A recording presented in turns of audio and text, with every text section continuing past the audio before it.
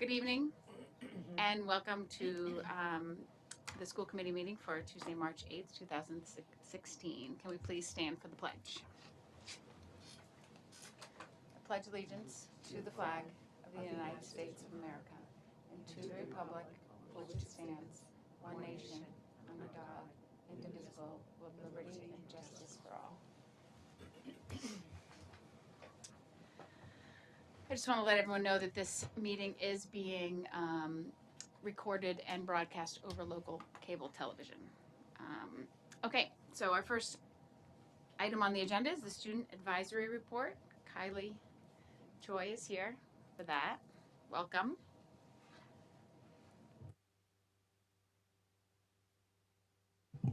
Hi everyone.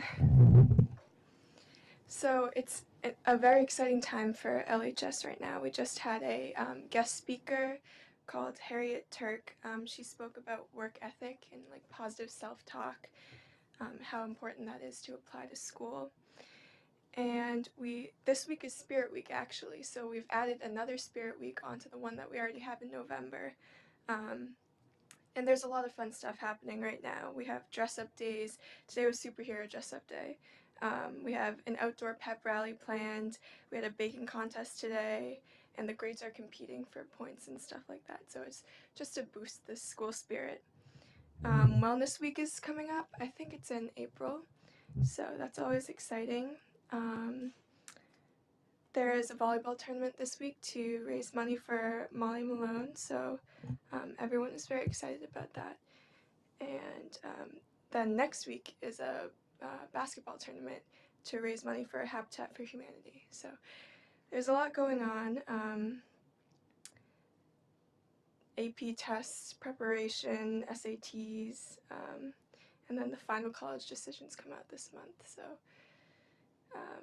everyone's pretty excited for what is to come. So, oh, and spring sports just started, which is exciting, and basketball is still in the tournament. So yeah. Any questions?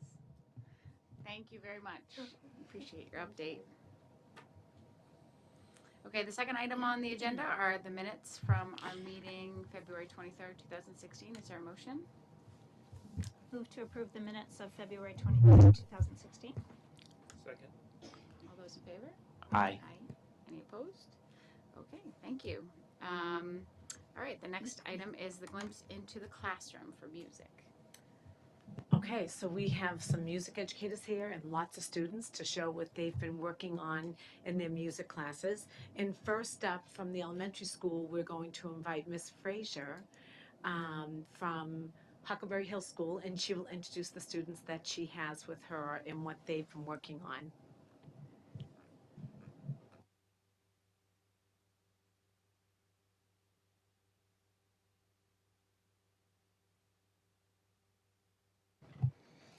Hi, good evening, everyone. My name is Carrie Frazier. Hello, welcome. I'm the music teacher over at Huckleberry Hill Elementary School, and I brought some second graders with me tonight. I have right here to my right David Glynn, Kara Manfredonia, and Benjamin Gazit. And we're here to talk about second grade music. I'm going to put this down. It's probably going to be loud. Okay. All right, so we have some props too. I have my little Red Riding Hood basket. So we're talking a lot about rhythm in second grade. In the earlier grades in K and 1, it was all like through sound, right? So they heard all these rhythms, they played them, they sang them. It was all about sound. And now in second grade, we focus on the visual, like what these rhythms look like, what the notes look like. So Benjamin, do you think you can talk a little bit about this lesson? Mrs. Frazier taught us about musical grocery shopping, and there's foods that have one syllable and two syllable words. Right, so this whole basket is full of one and two syllable words. So we're not going to find a watermelon or a cantaloupe. It's only one and two syllable words. So Kara, can you tell everybody what we did with these foods? We picked them out, we chose which ones we wanted, and then what did we do? How did we connect that to music? Well, the one syllable words were like the quarter notes, and the two syllable words were the eighth notes. Right, so we're talking about simple rhythms, quarter notes, and eighth notes. And the one syllable word, like Kara just said, is the quarter note. The two syllable word is the eighth note. David, can you tell us the difference between quarter notes and eighth notes? The eighth notes are faster than the quarter notes because the eighth notes need to fit in 2 syllables. Right, so the eighth notes have to go faster. They have to squeeze in those 2 syllables. So they just have to go faster to fit them into the beat. So Benjamin, Kara, and David, why don't you take your plate and you can choose a food item to go into your plate. And sometimes I call it a beat. So this is their beat. They're choosing their food item to go into their plate or into their beat. All right, so can you say which ones you picked? Benjamin, what did you pick? Donut. Donut, Pie. pie, Bread. bread, Pizza. pizza. Awesome. All right, so take your rhythm sticks. All right, so the first thing we'll do is we'll say the words with the sticks. So we're going to say them and tap them right to the beat. Are you ready? 1, 2, ready. Here we go.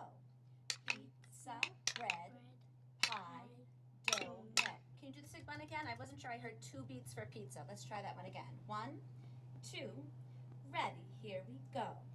Pizza, bread, pie, donut. Now let's do it without talking. So now we're just going to do the rhythm. Ready? Say it in your head, think it in your head, but don't say it out loud.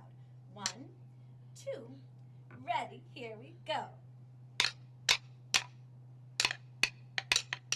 Good, all right, good. We can practice that one a little bit more. But first, let's just have you write it. Can you write it? Can you write the rhythm? So write the note.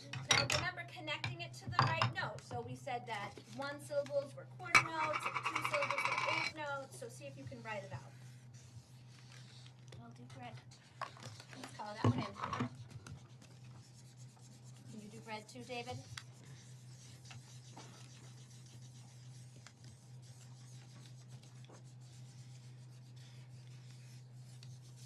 Awesome.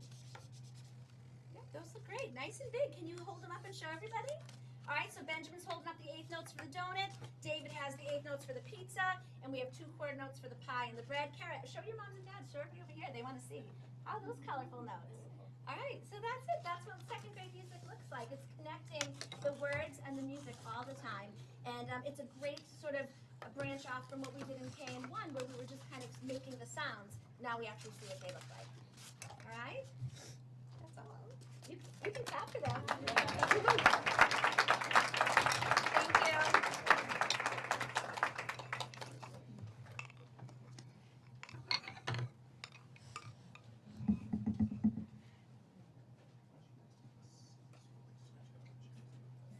Thank you, Ms. Frazier. And now we have Mr. Bloom from the middle school, and he will come up and introduce his students.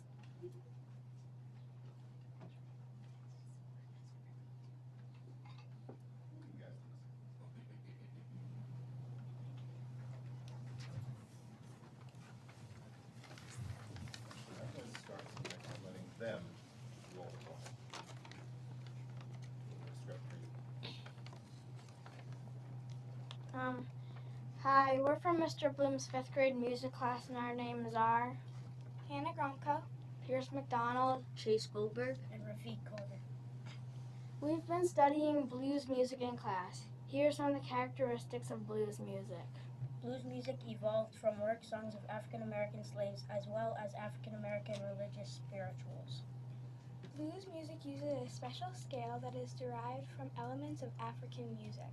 Blues is typically written with 3 chords in a repeating 12-measure chord progression. Blues lyrics are usually written in a specific rhyme pattern. In every verse, the first 2 lines are the same. The third line is different, but it rhymes with the first 2 lines. Some of the blues performers we've learned about include Robert Johnson, Billie Holiday, and B.B. King. Even groups like the Beatles and Led Zeppelin played some blues songs. After learning about blues music in class, our homework, each of us had to create our own original blues song. Mr. Bloom will play them for you now. Okay, this is a unit that we put together basically in 2 parts. Number 1, they learn about the history and the characteristics of blues music. And after all, blues music is the root of every single form of American popular music. Whether it's jazz, rock and roll, hip hop, R&B, gospel, you name it, it comes from the blues or was influenced by the blues. So I said, let's let them do the writing. analyze some legit blues songs and find out what makes them great, find out about the structure, and find out about this incredibly important American musical style. And I want to stress that what you are about to hear is not my work. It is their work, okay? They are the songwriters. If you want to blame the performer, blame me. So, this is my interpretation of their work. Let's begin with, and you might be sitting here going, wait a minute, 5th graders writing blues music. Well, I think anybody can give us the blues, okay? And it doesn't have to be something as heavy as, I don't know, my baby done died and left me or something like that. Even a 5th grader can write about the blues. You can write about having a bratty little brother or sister. You can write about having too much homework one night. You can write about having school lunch. That's enough to get anybody the blues sometimes. So, here we go. Let's begin with you, Chase. My little brother rats me out on everything.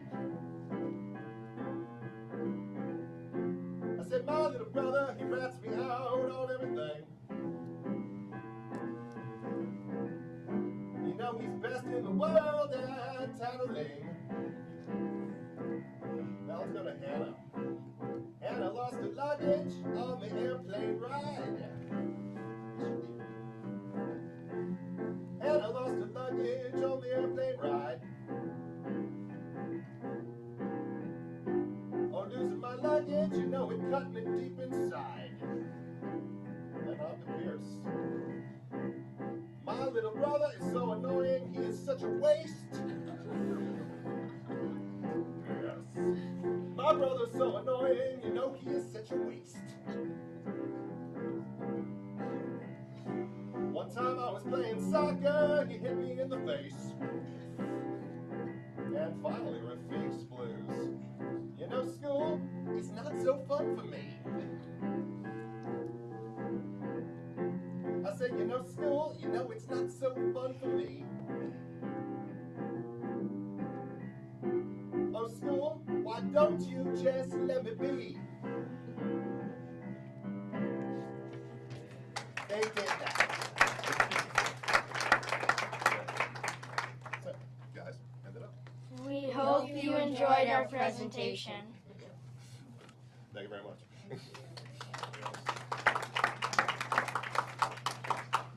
Next up, Linfield High School and Mr. Hodgkins with 2 students. Good evening. One of the things we've been trying to work on in the choral program this year is working more on note reading skills. In the past, I've done a lot of more work with solfege, teaching with pitch recognition through singing. And this year we actually purchased some keyboards and we're coming at it from a different approach. We still do the solfege, but this year, because the state standards state that all children should be learning how to play an instrument of some kind, all the kids in concert choir are learning how to play basic, very basic piano, and if they want to continue on, they can. And so what I've been doing is going around and identifying the students who are a little bit stronger, maybe they've taken piano lessons in the past, and then they actually become teachers in the classroom. So I see the ones that know how to do the piece, I pull them away, put somebody who doesn't know how to do the piece, and they essentially mentor that student. So I have Asia Parker and Ariel Gonzalez, and Asia played for me and I was impressed with her playing. So she's going to play a little bit for you now.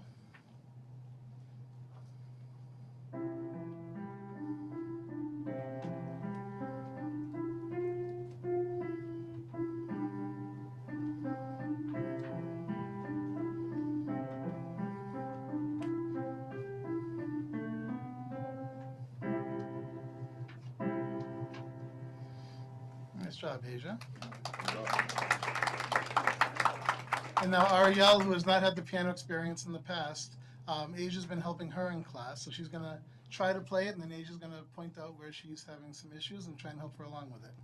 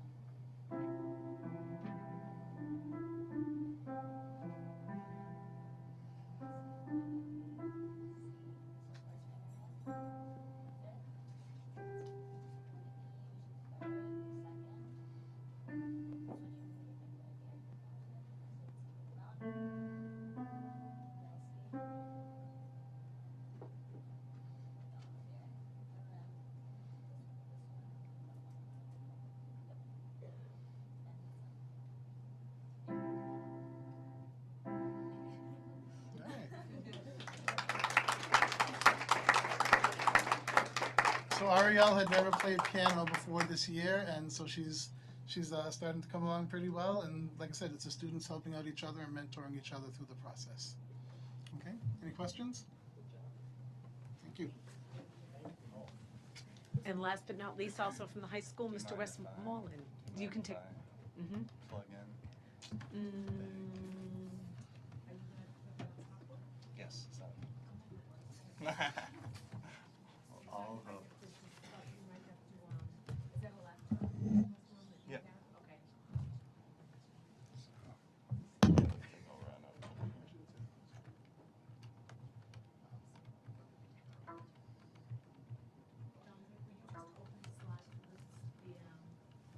Oh.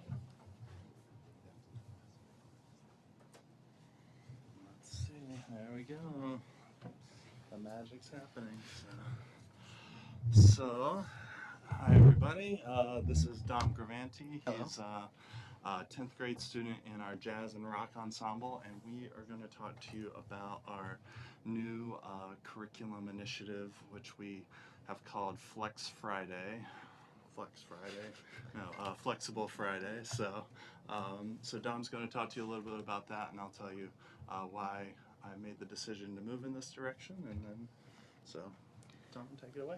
Hi. So we have Flex Fridays about 5 days every quarter, and during them, students work individually on many different music theory worksheets, scales, and rhythm assignments. These assignments are individualized according to that student's experience level in LHS band and with music in general.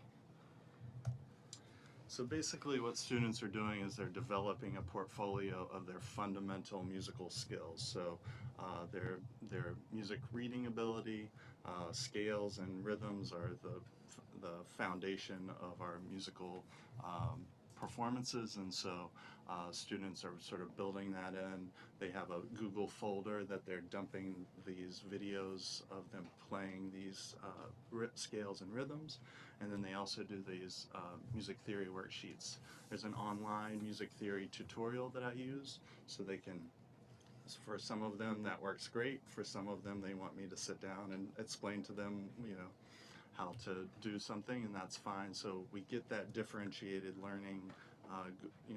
Students learn it in different ways, and so it gives them an opportunity to sort of learn at their own pace, as well as learn in the style that fits for them. So this individualization is important to me because I have students of all 4 grade levels who've never played an instrument before, and some have been playing their instrument for many years in the same classroom. So if I were to do a music theory lesson with everyone, some stuff would be too advanced for the beginners and boring for the kids who've been doing it for a long time. So this has been a really good opportunity for us to have multiple levels of engagement in the same classroom. So basically I developed these multi-level music theory and performance criteria. They have assignments that are due each quarter, and it's flexible time, so some of them go to the practice rooms and work on scales, while others are in the band room working on their music theory worksheets. And it's also been really, just like Doug displayed, it's been really great for them to sort of mentor each other. If I'm not available because I'm working with another student, an older student will come in and help out a kid who's, explain to me what a triad is, and somebody will step in and help them out. So that's been really great.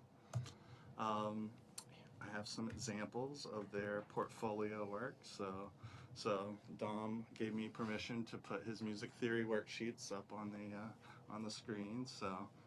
So this is when he was working on writing out his scales and recognizing his key signatures, and so that was stuff that he worked on first quarter. Example of a rhythm assignment. This is a level 1 freshman student who's got, this is one of his rhythms from first quarter.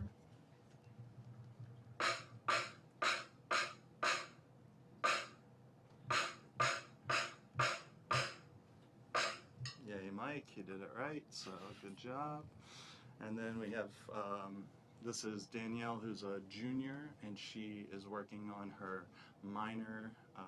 There's 3 forms of the minor scale, so this is one of her minor scales. So can hear it very well, but. A flat melodic minor.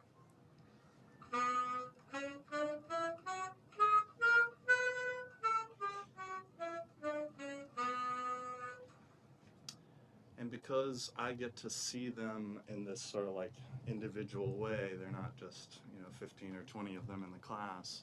I get to sort of check their technique and check in on things that I'm like, oh, that kid has a real trouble reading rhythms. I should probably, when we're in rehearsal, sort of address that stuff. So that's been very helpful just from me getting to see them on an individual basis rather as a group. So.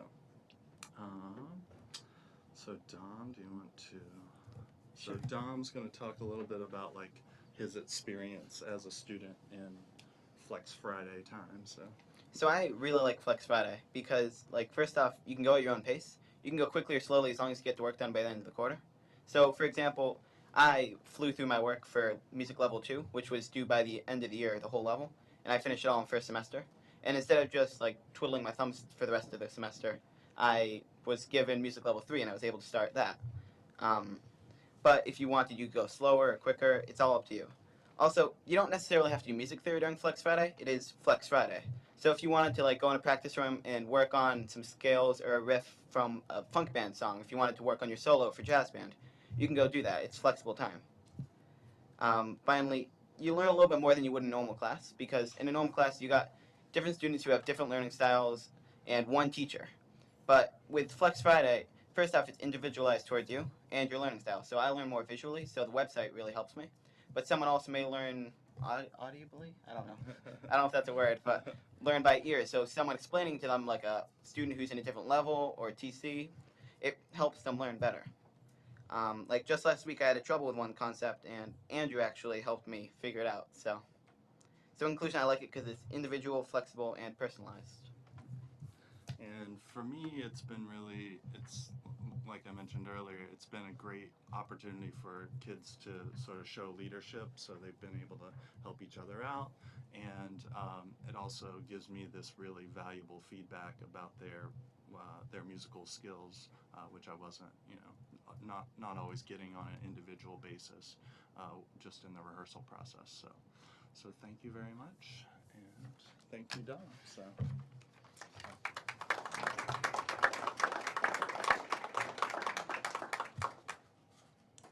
I just want to thank all the students from Huckleberry Middle School and the high school for coming and sharing that with us and dressing in your finest to do such nice presentations. We know this isn't a real low pressure situation here, so hats off to you for taking it on and doing such a great job. It's great for us anyway to be able to see a little glimpse into what goes on during the day. So thank you for coming out and spending some time with us tonight. Does anyone have any questions or? No. Okay. Thanks so much. It was great. Okay. Well, it's going to be a tough act to follow. I know. No pressure on the adults now coming to the table. All right. So the next item on the agenda is the Medco Advisory Board update. So we are going to invite to the table Ricky Shanklin, our middle school assistant principal, Kara Morrow, our special education director, and Layla Masamba, our MECCO coordinator. And they're going to explain to you a little bit about the philosophy behind our new MECCO Advisory Board and some of the goals and objectives that we are hoping to get to by having this board. So welcome. And Ricky, I think you need to open the screen again on the big machine. I think it's just going to take Kara a second to get it back up on the. Are you plugged back in? There you go.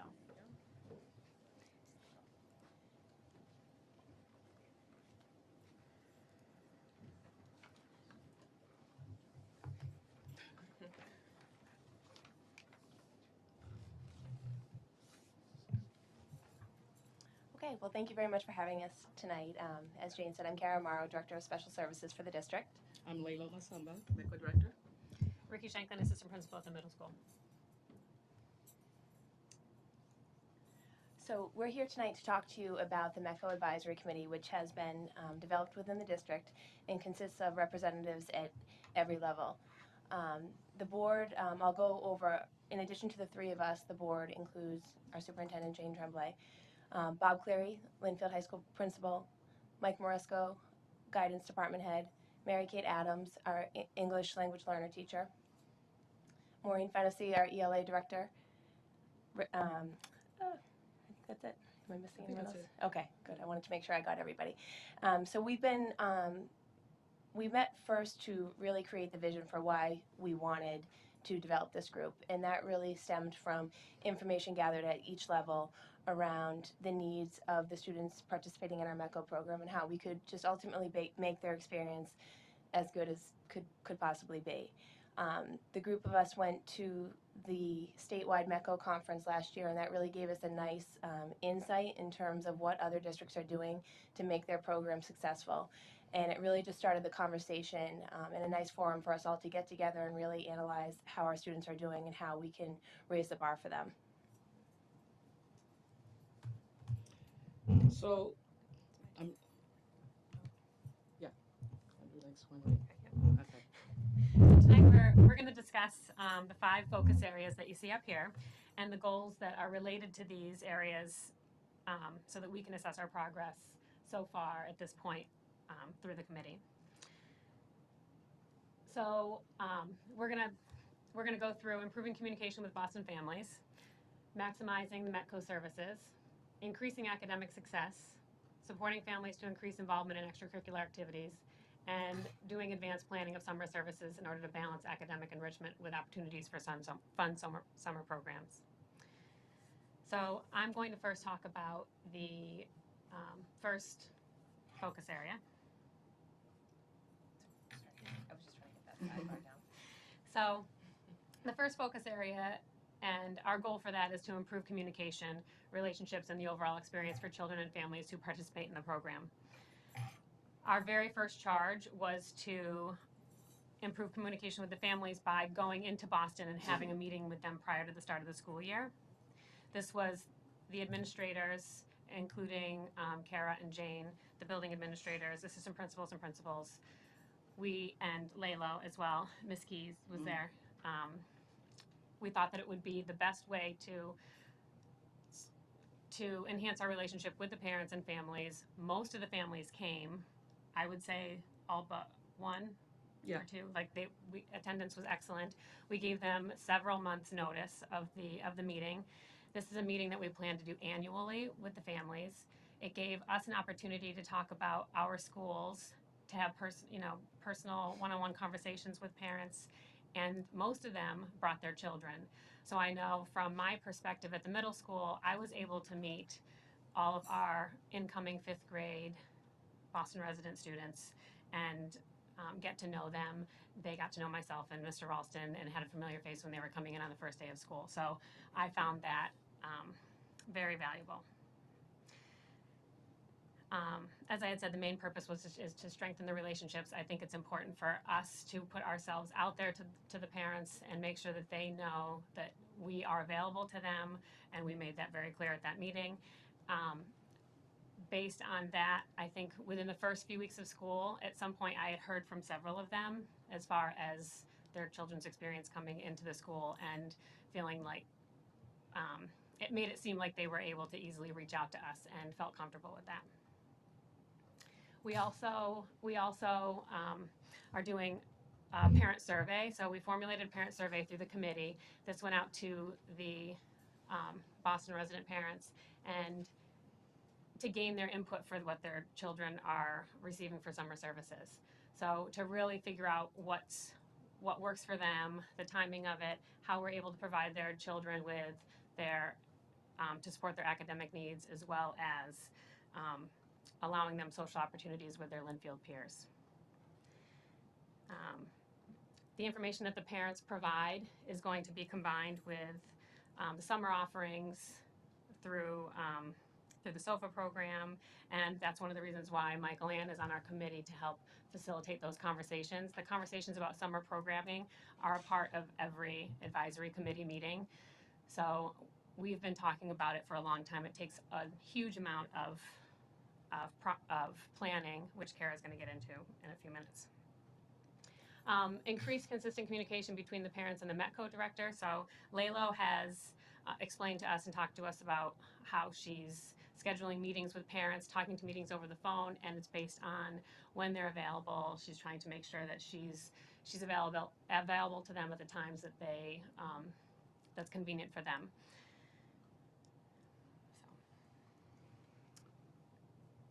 So that's yeah.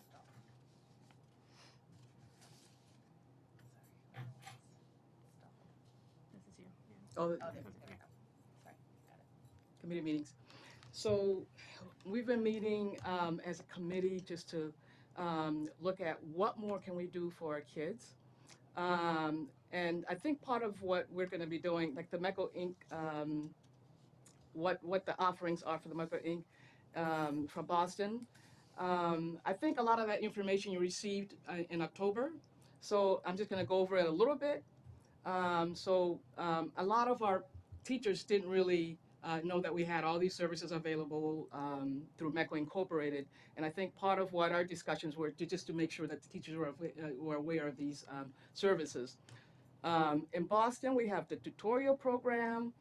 Currently, we have one student who's receiving tutoring in Boston, but we felt like, a lot of the services that were being provided there, we could do better here. So this student is now here receiving a lot of her services. We have social workers. We recognize that programs who have 400 or more students are able to support a lot of their a lot of the programs that they need right there in their community. When you have $1 million budget program, you can do that. So we have 40 students, and so we really lean on services that MECO Inc. provides. Our social workers have been able to come in and do site visits, go into the classroom, and really look at a child that we're concerned about. And when, after we meet with the teachers, the principals, then we can sit down and discuss, well, what can we do? What is available in Boston that we can use to support this child? One of the things that our social worker is able to do, for example, is to actually do visits over the weekend. He can go into a student's home and not just visit with not just visit with the it's okay, not just visit with immediate relatives. He can actually, call on extended families, relatives to come in, uncles, aunts, even grandparents to come in and meet with the family, meet with him to look at how can we support a child who's not doing well in the school. I hope you can still see something over there. Okay, so in two particular cases, I think that really worked out very well for us, where we didn't know what else we can do.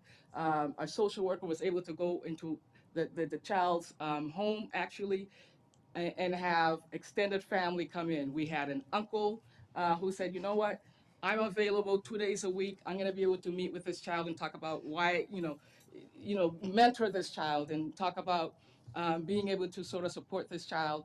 And so that was very helpful. This is one thing that our social worker does. Let me just go on. I don't know if he can. So just so you know, we have it on our. Oh, you do have it. Oh, great. So just tell us which slide you're on and we'll move to it. Okay.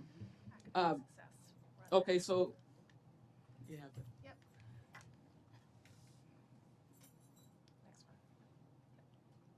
Okay, academic success. Okay, so one of the things that we looked at in monitoring the student progress is to actually look at actual data. You can say, well, this child is not doing well, but it has to be supported by actual data. We're looking at MCAS. We're also looking at what the teachers are doing. A teacher, maybe the teacher has given several tests. And then, the teacher is looking and saying, you know what, I'm noticing some patterns in the homework of this child. I'm noticing in this area, we believe that that the child is actually struggling in this particular area. So several heads get together, several teachers get together, and all of us put together looking at the same data and saying, okay, what patterns are emerging based on what we're seeing with this data? What do you think we need to do in this case with child? And I think so that's been very helpful to all of us as a committee, not just getting data from one person's data, but also looking at what everybody else is doing, what everybody else is seeing in the same child. Maybe the history, the child is doing well in history, but in several classes in science, it's not doing well. But when you look at the writing looks good in English, but then in biology, not doing well. What is actually going on here? Is it that the skill levels? Is it what is going on? So when we're looking at what each teacher is doing, I'm trying, we're looking at the homework. We're looking at the assessments that the teachers are doing. We're looking at, what happened in the exams that they took, that the kids took, and we're looking at everything. So once we do that, then we can kind of look at what interventions we need to put in place for this child.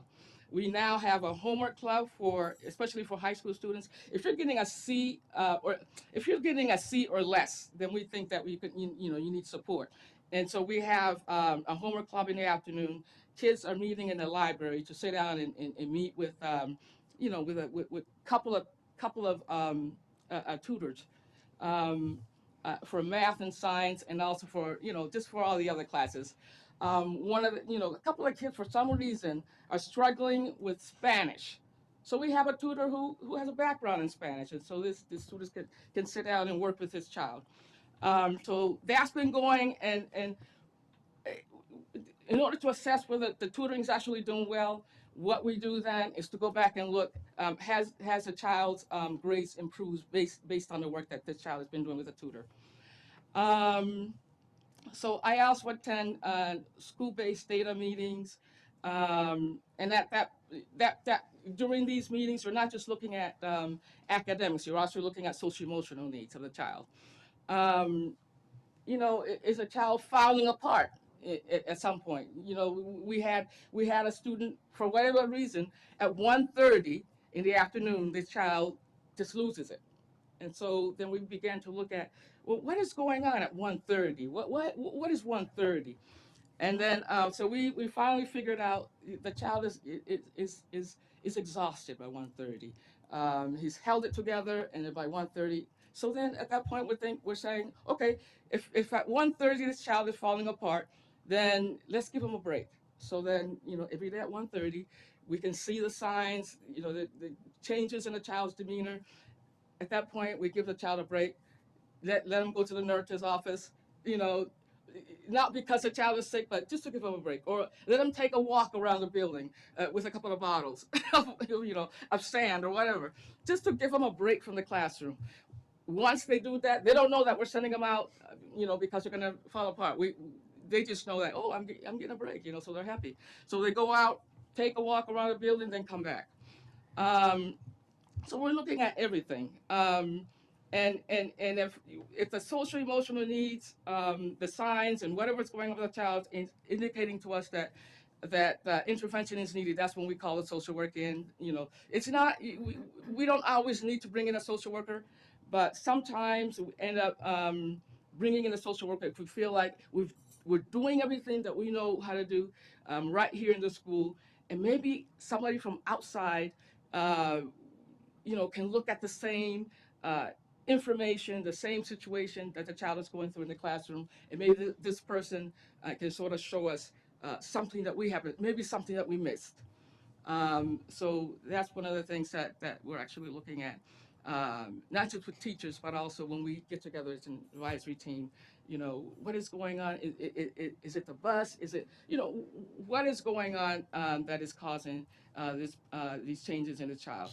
For example, I've done some meetings with teachers when they let me know when is the best time to meet with me. I'll call them and say, I just want to check in on this student, just to see what is going on with this child. For example, this teacher, we met with a particular child, and the child and I and another teacher are saying, uh, you know, this is not like this child. The child is talking back and questioning everything. And when we try to correct him, no, I don't want to, you know. So we're saying this is not this child. This is not the normal behavior of this particular child. And I said, well, is anybody else seeing the same thing? You know, and the teacher, you know, said, you know, we're seeing it in gym, but we're not seeing it in art. In art, he's okay. In music, he's okay. So we're sitting there having that discussion. You know, I said, let me meet with Jen just to find out what, you know, is she hearing anything? Is she seeing anything? You know, yeah, we met with mom and so on and so forth, you know, but we don't understand what's going on. We don't understand the changes. At that point, then we say to ourselves, how long has this pattern been going on? And then we find out if the pattern has been going on for, let's say, the last three, you know, let's see, the last 3 or 4 weeks. And at that point, then we begin to look at, okay, if it's since this child is not the same child that we were seeing 2 months ago, maybe there's an antecedent to this. Maybe something happened to create a change in the behavior and the mood in this child. And sometimes that happens. So then the next move is, let's call home to find out, is anything going on in the family that you think is affecting this child? You know, just so we're looking at everything. We're looking at student data. We're looking at academics. We're looking at reading. We're looking at math. We're looking at what the testing is telling us. We're looking at. Do we see any changes? Is the child making the progress, the normal progress that we think that the child should be making? And if the progress is not being made, then we're getting together and saying, we don't know what is going on, but based on what we're seeing in math results, based on, you know, we're looking at all the data, and then we're saying, what do we need to do next? So that's, you know, when we get together, that's when we decide to sort of look at remedies for the situation. So that's been very helpful. Can I just add to that? Yes. I just want to add to that, and just in terms of, I think the communication piece has been huge, and the forum that we have on the advisory committee is to really allow us to farm out information related to our students, just to increase understanding of what our students' day looks like, where they're coming from, what challenges they might face, and to really have a better perspective of what it is that they need, so that we can, you know, intervene when we need to with increased interventions, but also to challenge them to the next level, for sure. So I think that communication I think that's been huge. Absolutely. Why don't we move on to the extracurricular? Yep. So the next area was to increase accessibility of extracurricular activities for all students and families. This could only enhance their, participation here in Linfield. So when students or families express a need to participate in an extracurricular activity, whether it's one of us or it's LALO, finds out about that, LALO then facilitates transportation for that, and it's funded through the MECO grant. So I think constant communication that these opportunities for transportation are available to students is huge. We plan to do an outreach to find additional host families for the high school students. It has been our experience that the host families kind of, as the kids go into high school, either seem to kind of grow apart, or some of the students don't have them in the high school, and we feel that this is an issue, as that's a time when students would most likely want to be spending more time in Linfield to access the extracurriculars and other things before school, after school that they might want to be involved in. So this outreach would include communicating with current families and discussing again what the roles and responsibilities are of a host family, and making that clear for families who want to come into it, and really trying to reach out to those families and say, we want to help you connect. We want to help you form a better relationship, so that you do feel comfortable when it's a need on either side. You feel comfortable reaching out and saying, hey, you know, my kid's really interested in doing this after school activity. Would they be able to, you know, stay at your house for an extra hour or so each day, or something like that?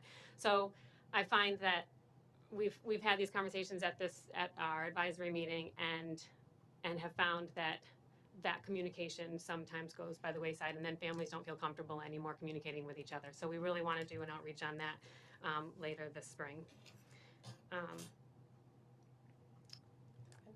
Yeah, and I just wanted to mention that Michael and I are working on writing that letter to go out hopefully before the start of the start of September. I guess start of school in September.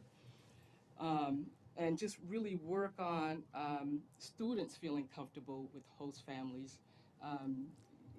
We see that when they're in elementary school and when they're in middle school, that the relationships remain intact, but then when they come to the high school, the relationships don't remain the same. And so trying to find a way for students to feel comfortable with, again, having a host parent, where at this point, they're changing and looking for friendships. Finding the right match is important. Exactly. So moving on to summer services, this was something that we had piloted last summer, and the root of it came from students within our MECO program who were accessing our special education services and who were recommended for extended year services to help prevent regression over the summer months.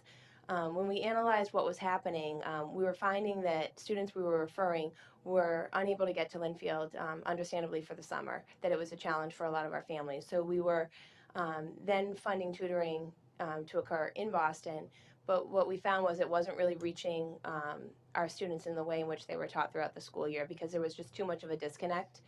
So we looked at the money we were spending towards the tutoring that we were finding to be overall pretty ineffective, and we thought a better use of those funds would be to put that into transportation to get our students back to Linfield for the summer. And it didn't make sense to just come back for a tutoring session here or there, so it really had to be the development of a comprehensive program that would meet their needs both academically and also build in some fun opportunities. And for those, we connected with Michael and Herrick through the SOFA program. And what we did was we reached out to parents and we first of all got their interest in terms of would they be interested in something like this. And it was pretty overwhelming that they were. They were very interested in the idea of continuing the high quality of education with Linfield staff throughout the summer, as well as having opportunities to participate in fun activities that would, keep them busy for a lot of the summer because the summer can be very long. So to have structured activities for a 6-week period of time was very beneficial to all. So that was, it's definitely still a work in progress. It started out, as we said, with our population of students who required extended year programming, but we're looking to potentially expand that out to more students so that we can have them participate in a meaningful summer program. I think the feedback we got was that many of the students necessarily didn't either they maybe didn't have a program or the program wasn't academic in nature. There wasn't a nice complete program for them to access. So I think we're going to continue to build upon that for this coming summer. Even the students are happy with it because they, I already have students coming up and asking whether or not they can participate in this year's program. So it's something that not just the parents are happy with, but I think that even the students themselves are very interested in doing this, yeah. I agree. Worked out well. Questions? Thank you. Quick question about the summer program. So currently it would be for students on IEPs who have an extended year provision, Yes. but you're looking to involve non-SPED students in the summer program? We are. Is it- We're looking to see, so there's obviously some forms of specialized instruction to happen for students within the special education program. But overall, we thought enrichment type activities, academic enrichment, whether it's doing their summer reading, getting caught up, just to really start the year off on a good foot. And I think through community schools, they even offer that to our Linfield students at different grade levels, just overall enrichment, maybe not necessarily specialized instruction, but an academic component that would get the students where they need to be for a strong start in September. And for all grade levels? That's what, I think that would be ideal. Interest tends to decline as students get older. I think the high school was tough. what we tried to think about last year, and I do have to give credit to Patty Finnegan-Zaccardo, who was instrumental in getting this program off the ground last summer, where she headed up all of the transitions and all of the students' schedules. She was great with that, and she really thought outside of the box. And for some of our older students, she connected them with the football coach. They worked out in the weight room. They got ready for a sports season. So I think it's finding a way to reach students so that they have an interest in coming back, because it did get challenging for our older students. The younger students were easy. A lot of the SOFA programs really tailored to that age group. So a lot more thought will have to go into the older population.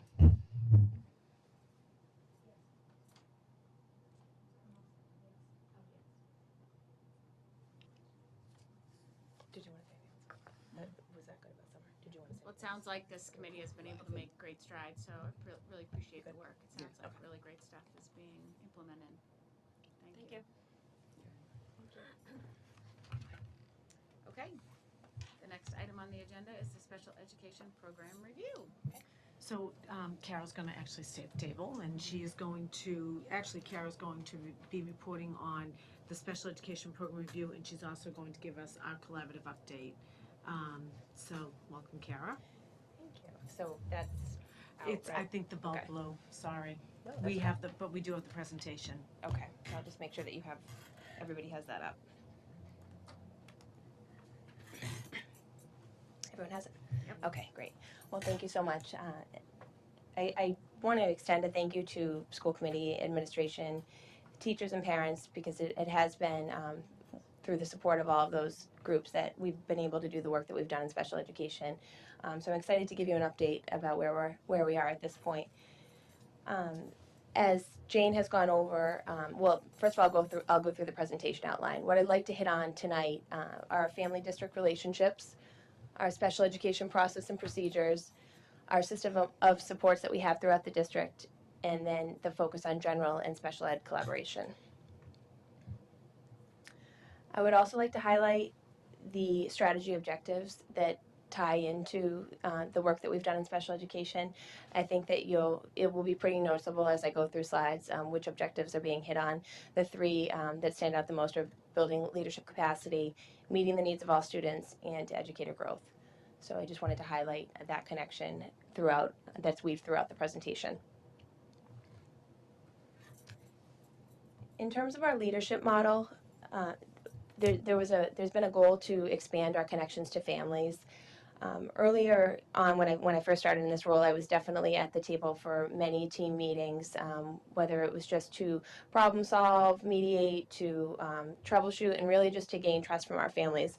So with that, I was able to really get to know a lot of our special education staff, work closely with them, model how we would like our team process to go in Linfield. We're at a point now where we've been able to expand our leadership model, and I've been able to branch off duties, administrative duties to different people. Those people include Christina Ryan, who is our special education coordinator. Her main responsibilities are to oversee preschool and elementary, but she's also recently expanded out into the middle school level to support walkthroughs, teacher support, and get involved as needed. She's really working, the goal for Christina is to work closely with our families transitioning into our preschool through early intervention, as well as to facilitate team meetings at the elementary level. We've piloted a department head model at both our middle and high school. Lydia Rendell-Jerde is our Linfield middle school team chairperson. That's worked out really well in that she is also, she serves a dual role as a psychologist at Linfield High School. So she has a strong connection in terms of the transition supports that need to be considered as students move from the middle school to the high school. So she's facilitating, she's a point person for the teachers and facilitating most of the team meetings there. Gerard Coughlin is our Linfield High School team chairperson. He also serves in a dual role as another special education teacher at the high school. Derek Munyon serves in the role as program director. He's a board certified behavior analyst, and his skill set really focuses in on our differentiated learning program and our student support program to create the consistency of those programs across the district. I've also recently asked Derek to support me in the development of our preschool programming at this point. The other family the family district relationships I want to highlight are our CPAC. We continue to have a very positive CPAC, which is our Special Education Parent Advisory Council. We have two vice presidents, Elaine Gravanti and Terry Farrell, who have done a wonderful job with really building a positive culture at those meetings. We often plan what those meetings will look like together, and they'll ask my input as to what are some trends in special education and what would be some meaningful topics to discuss. And there are also times when I will recruit our own teachers from the district to highlight some of the work that's being done to help bridge the gap from school to home. Linfield Community Connections is another parent group that started up over the past couple of years. This group serves to try to develop accessible extracurricular activities for all of our students. It's really picked up steam in the last couple of years. They had an annual carnival where they've raised money to support these programs, which have been highly successful. Things along the lines of music programs, bowling, coding, crafts, a game club at the middle school. It's really a nice community program that's building up steam each year. In terms of our special education process, this has definitely been an area of focus in my work to ensure that we are meeting the legal requirements of that are mandated through the DESE, that we are fulfilling all of our special ed team process procedures in a way that we would whether or not there was an advocate or a lawyer at the table or not. I want to make sure that every family gets their rights and gets the same type of experience no matter what. So we've done a lot of talk about what that looks like at every level. Our coordinated program review took place in March 2013, and we did quite well overall in terms of there were 59 legal standards that were identified, that were analyzed, and we only had 6 corrective action items which received ratings of partially implemented, meaning that we were pretty close but not quite there. So we analyzed why those ratings met that, and we've done some follow-up work from there. So I'm pretty happy with the way our team meetings are running overall. We have our mid-cycle review to occur this March, at the end of this month, and that will be what will happen during that process is that the areas where we had corrective action will be analyzed to make sure that we've done appropriate follow-up. So in terms of the system of supports throughout the district, I'll start with the preschool. I've talked about the preschool before, and as Jane had mentioned in her budget overview, we are requesting an additional staff person at the preschool to really bring, we've really tried to bring our focus back to special education needs of our students at the preschool level in both the integrated model and also the model that requires more intensive specialized supports. The new part-time teacher would serve to meet the needs of our incoming 3-year-olds and allow for development of our more specialized program to a full-day option. Since kind of revamping the preschool, we're always looking at our registration procedures. I think one of the difficulties that has happened with the increased focus on special ed is that we haven't been able to meet all of the needs of our tuition-paying families. We're really looking to maximize our staff and to maintain appropriate class balance and also a cushion for our students who are transitioning in at 3 to make sure that we have the appropriate level of staffing and supports to meet all needs. So that has been one area of challenge for us, but overall, I think things are moving in a really positive direction. And just to piggyback on that, the move to Summer Street in general, while it's experienced some logistical challenges, overall, it's been programmatically a positive in terms of the supports that are put in place. I thought this table would give a nice outline of the consistency that has been a goal of the special education department, to have a system of supports that is consistent at each level. So I'll just briefly go through how the different levels of support mirror each other at each level. So at Summer Street and Huckleberry, we have 2 Learning Center teachers at each of those schools. And when we talk about the Learning Center model, it's really designed for students who are able to access the general ed curriculum but require some supplemental supports throughout their day. So it's our most inclusive model. At the high school, it has a similar model, but it's called the Center for Independent Learning, or CIL. That's just been the name that it's had, and it's really serves as a academic tutorial block. The students' schedules allow, when they would maybe normally have a study period built in, they're able to go and get directed study periods that are really focused on what they need to support them academically. The language-based programs, we have developed those at the elementary level, the middle school level, and the high school level. At the elementary and the middle school level, we've really worked to try to focus to put our focus on instructional groups to make sure that they're as effective as possible. And so we've tiered these programs out to meet the needs of students who can be included more and those who require more intensive academics outside of the general ed setting. The same at the high school, our literacy support program, that teacher is focused on co-teaching English, providing reading tutorial, and meeting the needs of students who have challenges more so in the area of English language arts. Our student support program has been expanded across all levels as well, and really focused in on meeting the needs of our students with social, emotional, behavioral needs. It's very inclusive in nature, but offers a therapeutic option for us at each level. Our differentiated learning program, again, that's a program that we've kind of expanded on either end, where we've developed it at the preschool level, and we're also further developing it at the high school level. I'm really excited with the direction that this program has gone in. We've recently added a vocational component where we've been able to use our internal staff to support students out in their community, doing vocational tasks on site at Huckleberry Hill, going to a local bank, going to the library. This is just huge in terms of transition work. I think the thing that we have to focus on for students who require this level of service, that it's very important for them to get to know their home community. It's often the place they're going to come back to after they're done with schooling. So to build up their skills within their home community is such a benefit to those families. So I was really excited. Derek Munyon has been instrumental in helping to get that piece of the programming off the ground.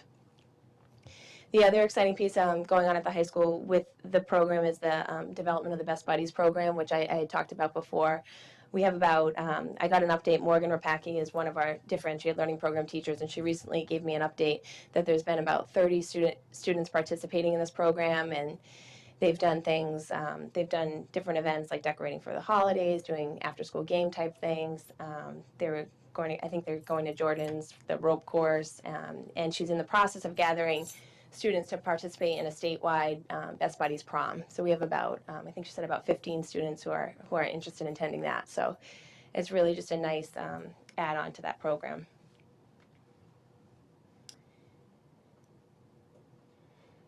And then in terms of supplemental providers, these are essential features of each of our teams at every level. And when I say supplemental providers, I mean our speech and language therapists, our occupational therapists, our physical therapists, our school psychologists, adjustment counselors. It really absolutely takes a team approach, especially as our student needs are getting more and more complex. The last piece on this program that I wanted to highlight is the Bridge program at Linfield High School. This is a new addition to our programming at Linfield High. This really stemmed from the need to think outside of the box a little bit in terms of what some of our high school students need. We were finding that for students to get a modified schedule or a break in their day, or kind of different accommodations for if they were just going through a tough time, we were tending to only focus on our students in special education, but there were many students in general education also who were experiencing difficulties, and I think it's the nature of high school where students will have ups and downs, and there are times when they just need a break, slow it down, and additional support. And the Bridge program really is serving that purpose for us right now.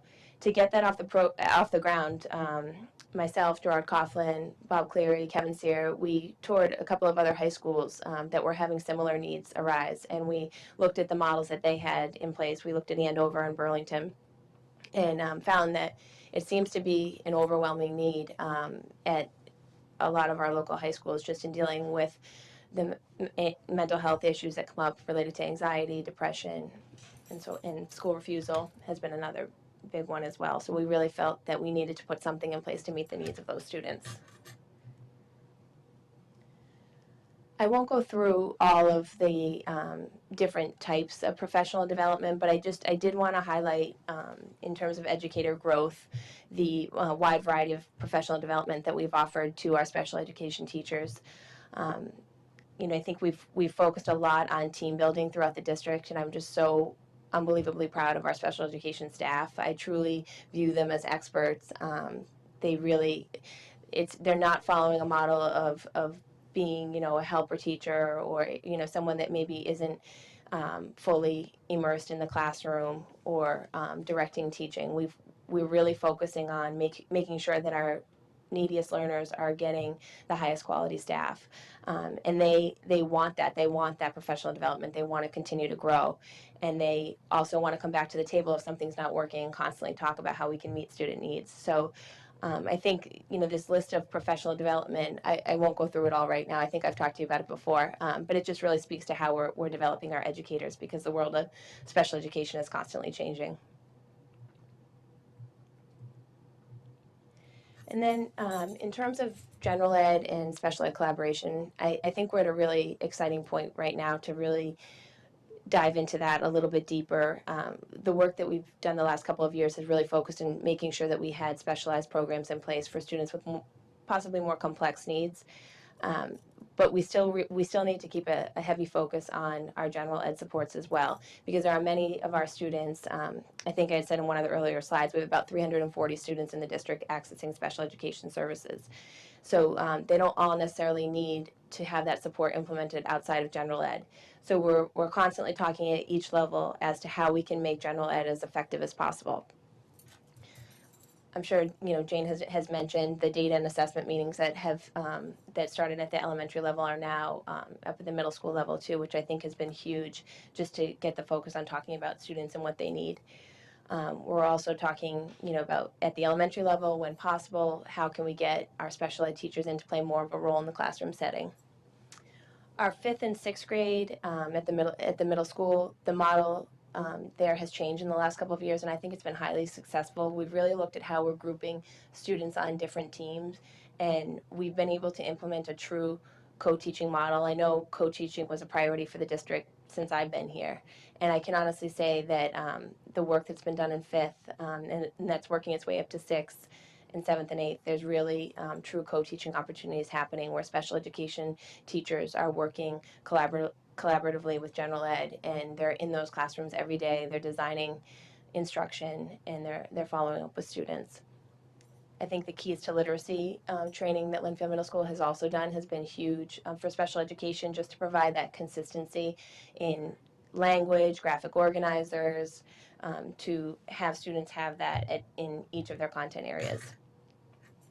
And then at the high school too, we're still looking at how we utilize our supports too, and we're finding the need to get special education teachers into our college prep classes to make them as meaningful as possible for our students. Because at the middle and the high school level, there just isn't the time in the day for supplemental supports outside of their course load. So it's really been our mission to try to make those classes as meaningful as possible to all of our students. I know it's a long night, so I didn't want to go too long, but I hope that gives you, an overview. If you have any questions, please let me know.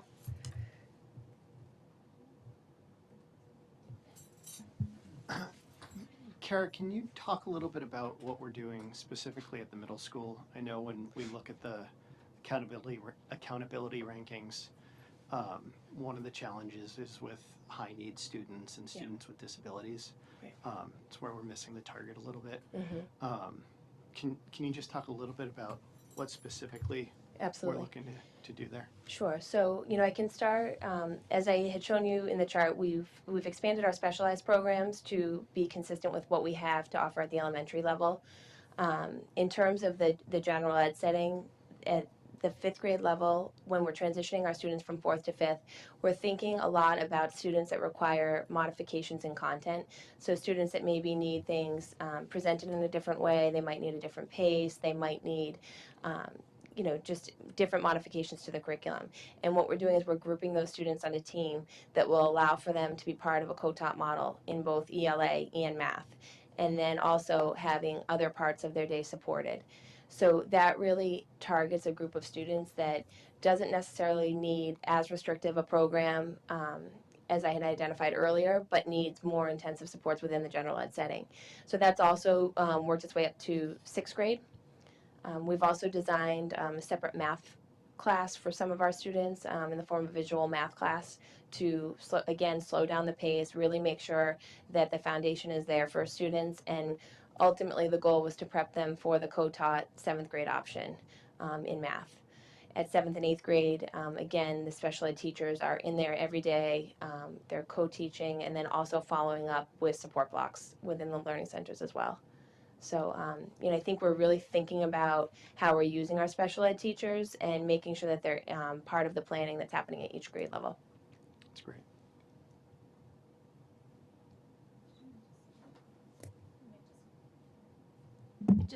I'm really impressed by the breadth and depth of the program and the constant focus on not what do we have and where do we send this child, but what is the population we have and how do we change what we do to meet the needs of the population we have. So I think a lot of credit goes to the department for that. Absolutely, thank you. Thank you. Should I go into my collaborative update? I'll just sit up here all night. Okay. So I think I talked about the collaboratives earlier this year. We still have great relationships with both North Shore Education Consortium and SEAM Collaborative. I'll just highlight some of the ways in which we're using North Shore to start. We're still reaching out to them for placement options, for therapeutic placement options for some of our students who we've exhausted all resources for within the district. They're a definite logical next step for us when we need to move beyond. They also have an assessment center that supports us in providing a short-term alternative placement for some of our students and give us the programmatic information that we need to support them. The goal with all of the assessment centers is reentry for the students into the school as much as possible. We still have our program through the Kevin O'Grady School in Huckleberry Hill, where we have the students who participate in the Kevin O'Grady program, which is for students who are medically complex, have more severe needs, and more restrictive programming, to come to Huckleberry once a week, work with our 2nd grade classes over there, and have integration opportunities. So I think that their teachers had reached out to districts to see if anyone was interested, and Brian Bemis was very excited to get that off the ground. I just think that also that the need for those parents for those teachers, I should say, to reach out to districts to find those opportunities, it really just made me feel so good about the work that we're doing within the district that we can just naturally provide that to our students. Like, these kids are getting on a bus once a week just to have access to peer models and to have a breakup in their day, and we can naturally provide that to our students with the work that we've been doing. So that's highly successful as well. The executive director has facilitated many informational meetings, one of which I've assigned one of our high school special education teachers to, and that's talking more about the ICE program, the Inclusive Concurrent Enrollment Program, which has recently gotten off the ground at Salem State. It's a nice option. We're always looking at where our kids headed, and that's something that we're looking to get more information in for our 18 to 22 population. We also have the Embark program, which again is focused on our 18 to 22 population, which serves as a nice placement option for some of our students. And they continue to offer professional development opportunities through their family center as well. SEAM Collaborative, we again we use them as a placement option for some of our students as in their therapeutic model, as well as their assessment center. We've also contracted with them to support us with home behavioral support services and vocational services for some of our students. They've also supported us with professional development. They helped us to host Jessica Minahan, who is a BCBA and author of the Behavior Code. She focused a lot of her work on meeting the needs of students with challenging behaviors and anxiety. And we sent about, we were able to host it here in Linfield. So I think we had about 30 or 40 of our teachers attend that. And it was really a great use of time, and then other districts came as well. So SEAM supported it, and we hosted it, so it was a nice collaboration there. So lots of different options in terms of professional development, placement, contracted services. I'd say the partnership is working for us, definitely.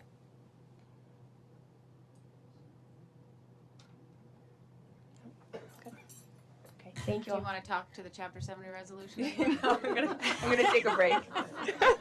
I'm good. Thank you very much, Thank you. Kara. Next time we'll get you one of these bouncy chairs. Okay, the next item on the agenda is the Chapter 70 resolution, which, in the interest of time, I'm going to ask Dorothy to speak to it because I think that this is her area of expertise and she can probably more succinctly summarize the issue. Okay, thank you. Thank you. I was going to ask Kara if she wanted to as well. But here we go. A lot of you know that for many years, or maybe you don't, that for many years the school committee has belonged to the Suburban Coalition, which is an all-volunteer organization made up of boards of selectmen, school committees, and occasionally finance committees, which has the objective of advocating with one voice for smaller communities.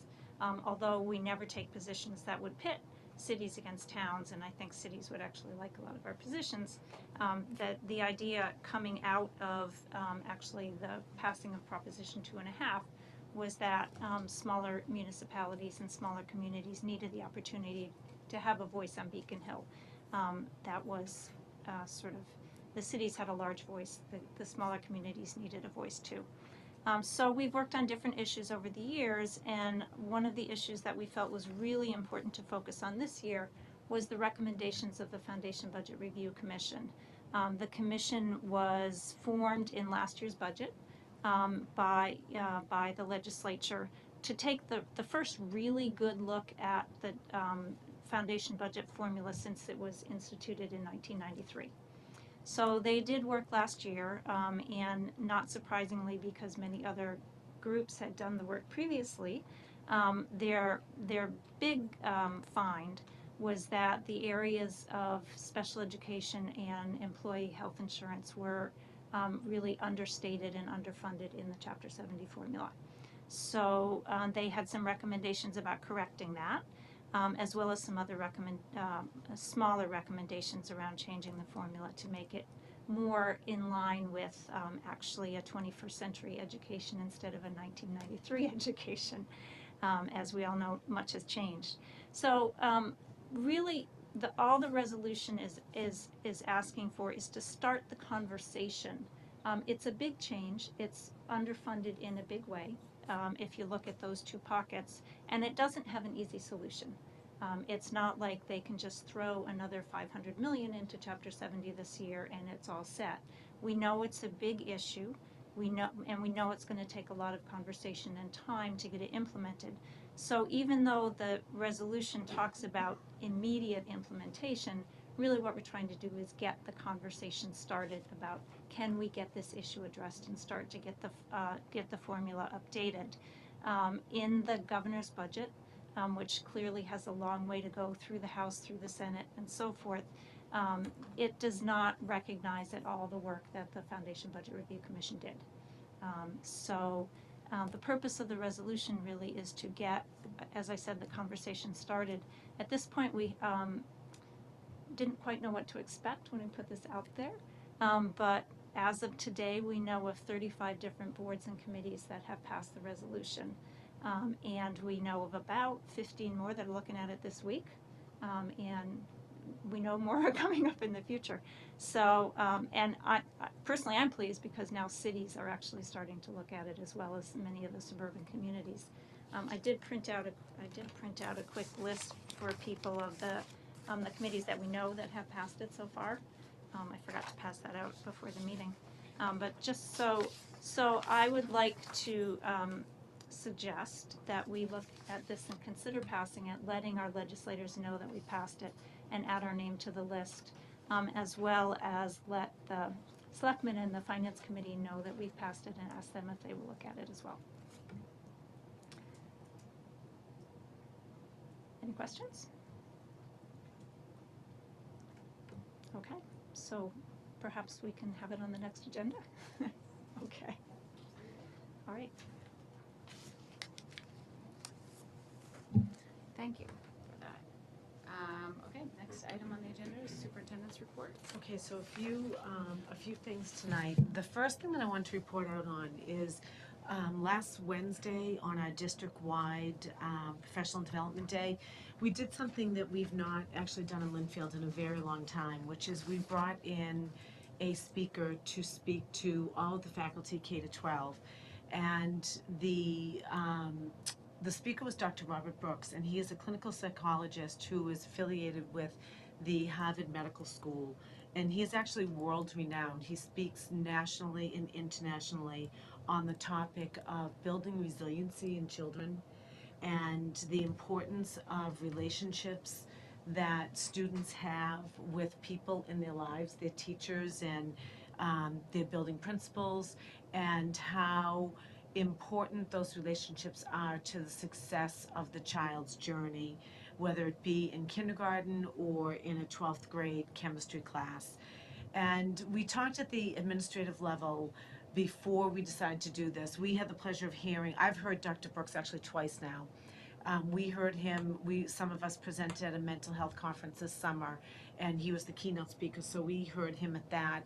I also heard him in another district.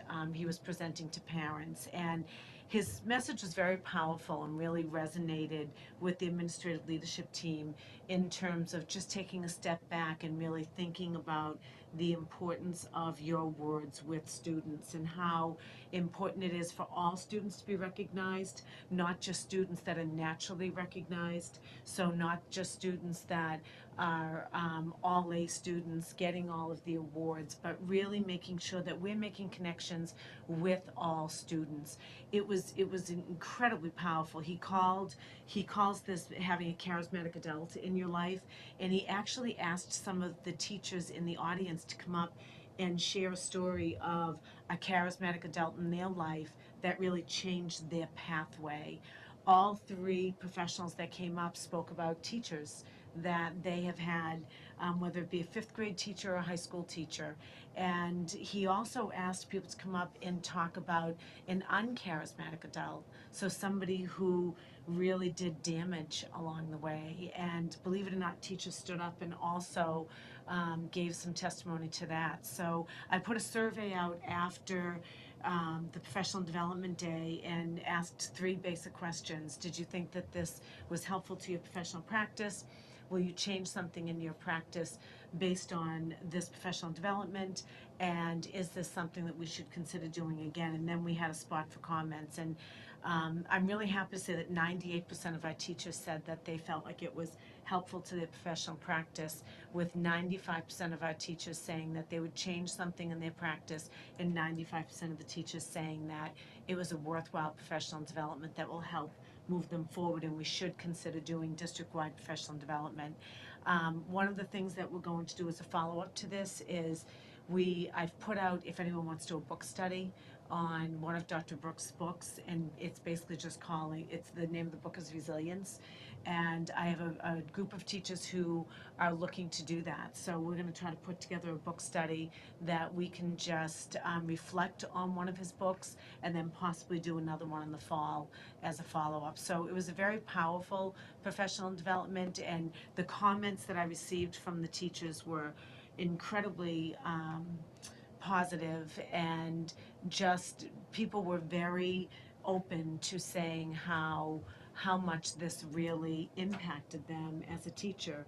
It's March, we're late into the season, and everyone's really tired in March, and it was a nice little pick-me-up to say the work still really matters and my words really matter, no matter how tired I am or how long the day may be, it's still really important for me to always make those great connections with kids. So I just wanted to report out on that. It was a great professional development.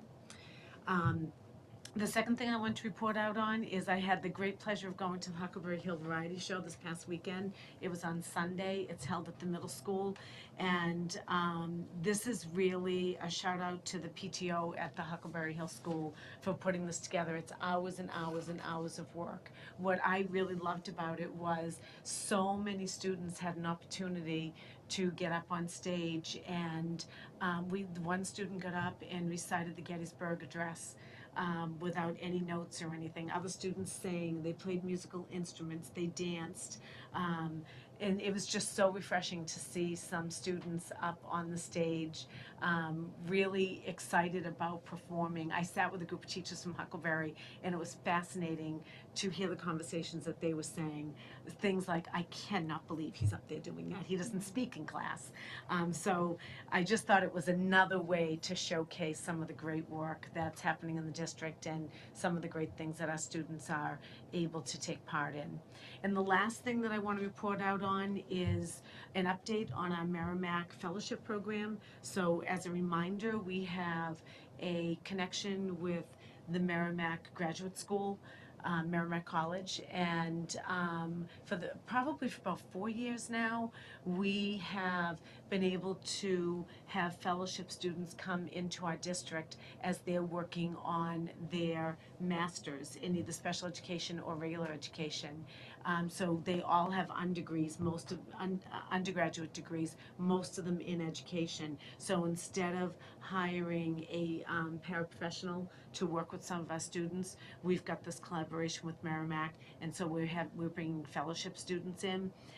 One of the nice things about this is, well, a couple of nice things. We have certified teachers working with our students in a paraprofessional capacity, so that's really great. The other thing that we're able to do is a lot of these people are looking for jobs after they're graduating from their graduate program in May, and it really gives us a flavor for what kind of professional they're going to be after working with us for a year. So it's really, and we've hired quite a bit of their fellowship students actually. So this year we have 11 fellowship students. For the first time ever, we branched out and put them in the high school, and that has been incredibly helpful to the high school. And so next year we're looking at having 3 at Summer Street School, 5 at the middle school, and right now 3 at the high school. So that could change, but those are the numbers that we're looking at right now, so we're excited about that. So any questions? All right, thank you. Public participation. Seeing none, we can move on to matters for action. We have some policies that need to be presented. Move to approve the changes to policies IJND, formerly known as IJNDB, JD, JJF, and EBC. Second. All those in favor? Aye. Aye. Any opposed? And move to approve the adoption of policies GCCD and ECAF. Second. All those in favor? Aye. Any opposed? Okay, hearing none, the Move. policies pass. Move Go. to adjourn. Second. All those in favor? Aye. All right, thank you very much for coming. That is the end of our meeting.